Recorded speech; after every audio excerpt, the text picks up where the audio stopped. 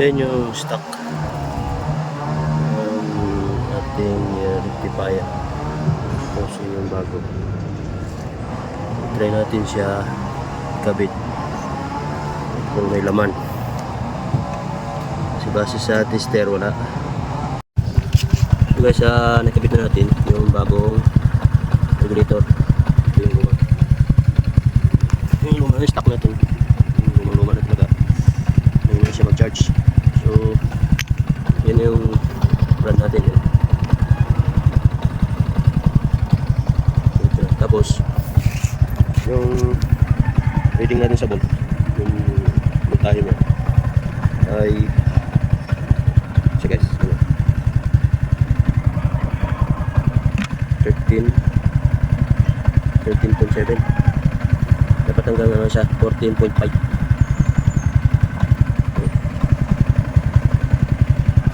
I-check natin yung luma kung ilan yung reading ng volt niya, voltahe niya.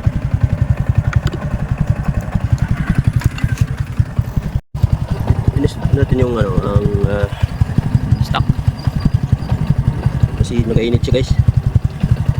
Tapos ito yung stock na kinabit ko ulit. Ang reading niya 14.3. Pag i-revolution natin, abot lang siya ng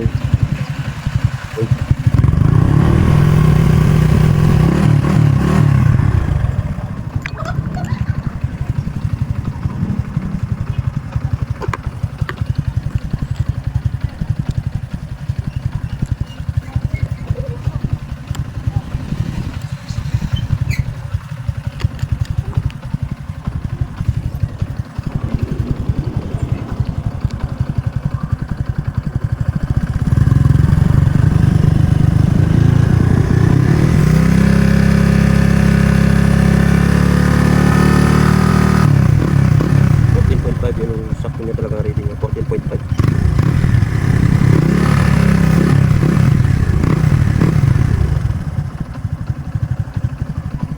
I-check natin ulit yung yung giniling bago. Kinabit ko ulit yung bago regulator. Tapos ito yung reading niya guys.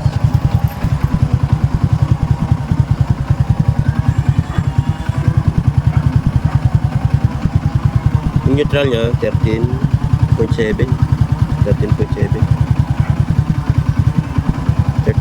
yung neutral niya. Pag i-revolution mo siya, pabot isa ng 13.8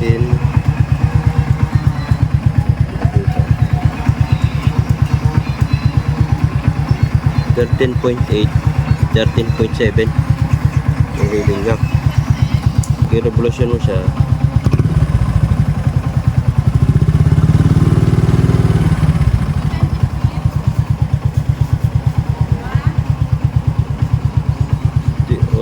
okay naman sana yung reading niya eh.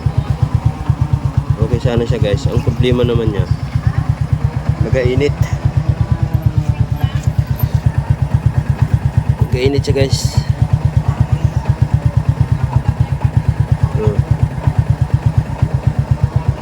Sakto yung niya, reading niya kasi 14.0. Pero yung stock, pag ang neutral niyan, ang neutral nito ay 14.2. So mas okay pa rin pala yung stock, yung original niya. So lesson learned na pag bumili tayo ng mga pagpapalit tayo ng mga parts natin, lalo na pang matagalan ng mga parts, kailangan mag-order tayo sa kasa. Kasi kung sa online lang, wala eh. Baka madisgrasya pa yung motor natin. Sayang yung binili ko.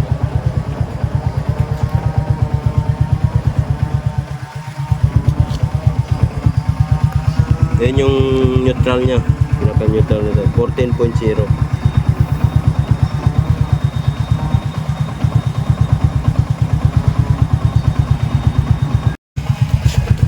Yan.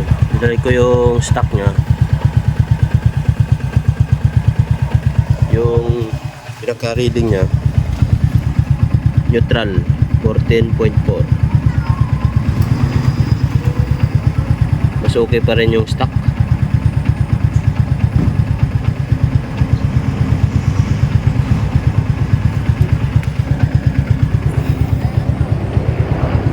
Ito yung binili ko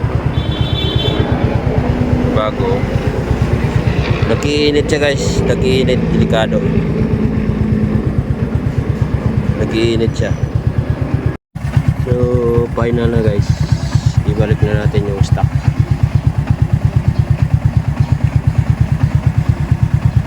Yung bago yan.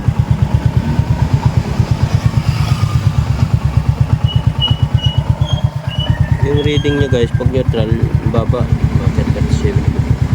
Pero ito mas okay pa pala tong stock kasi nag-maintain siya sa 14.0, 14.2 ang neutral niya. Pag i-revolution mo siya, abot na siya hanggang 14.5. Itong bago,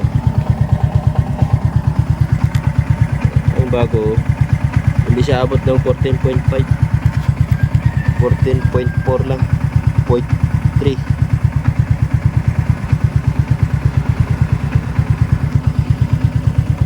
So ibalik natin yung stock. The best pa rin yung stock.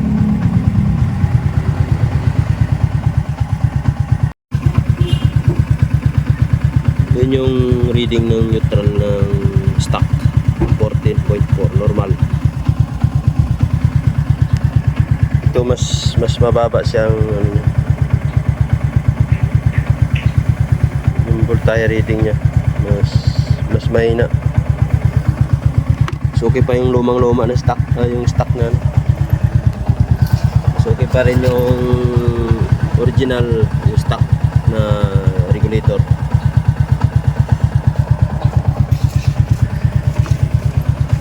Pero kung wala ka na talaga magamit, pwede mo na ito siya, kaya lang hindi ko rin ba siya ma-promote to kasi nag-iinit siya, nag-iinit. Yung stock hindi naman nag-iinit eh. Yan, nag-iinit lang siya konti.